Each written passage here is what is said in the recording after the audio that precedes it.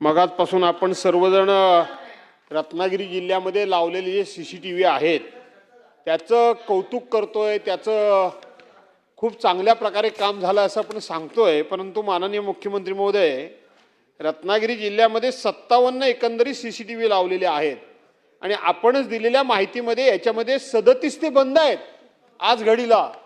हे आपणच काही ते दिलेली लिखित स्वरूपामध्ये माहिती आहे। मग जे रत्नागिरी जिल्ह्यामध्ये झालेलं काम हे आदर्श काम, चांगलं काम किंवा त्या कॉन्ट्रॅक्टरनी उत्तम केलेलं काम आपण कसं काय म्हणू शकतो? 37 बंद आहेत आणि म्हणून मगाशी माननीय मुख्यमंत्री महोदय म्हणाले त्या पद्धतीने याचा मेंटेनन्सचा विषय तर येईलच, पण हे बसवत असताना याला काही वॉरंटी पिरियड काय आहे की नाही? तो वॉरंटी पिरियड पर्यंत हे बंद पडता कामा नयेत किंवा बंद पडले तर आपण त्यांच्याकडून विनामूल्य ते मेंटेन करून चालू करून घेणार का? हा एक माझा प्रश्न आहे। आणि दुसरं, आपण सध्या डीपीसी म्हणतो पण इथं आपण डीपीडीसी म्हटलंय। खरा शब्द काय, डीपीसी की डीपीडीसी काय आता राहिलाय काय शब्द खरा? म्हणजे हा काय फार मोठा इश्यू नाहीये, पण आपण लिखित स्वरूपामध्ये डीपीडीसी म्हटलंय म्हणून डीपीसी की डीपीडीसी एवढं फक्त मला सांगावं। नाही अध्यक्ष महोदय, पहिल्यांदा तर राज्यमंत्र्यांनी हे काम उत्तम झालं वगैरे असं काहीच म्हटलेलं नाही। त्यांनी एवढीच माहिती दिली आणि ती रायगडबद्दल दिली की जे खाजगी लोकांनी लावले म्हणजे जे CSR म्हणणं लागले ते चांगले चालले आहेत आणि जे आपण लावले ते चांगले चालू नाही आहेत हे त्यांनी माहिती दिली। त्याच्यामुळे इथे कोणाला सर्टिफिकेट दिलेलं नाही।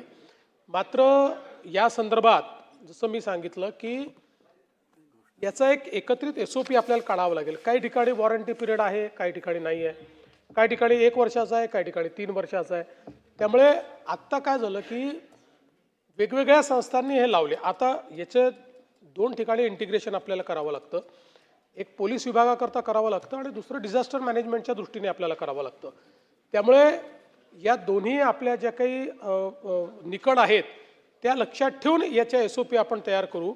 मग त्याच्यामध्ये वॉरंटी पिरियड किती वर्षाचा असला पाहिजे, त्याच्या सगळ्या पुढच्या मेंटेनन्सची व्यवस्था कशी असली पाहिजे।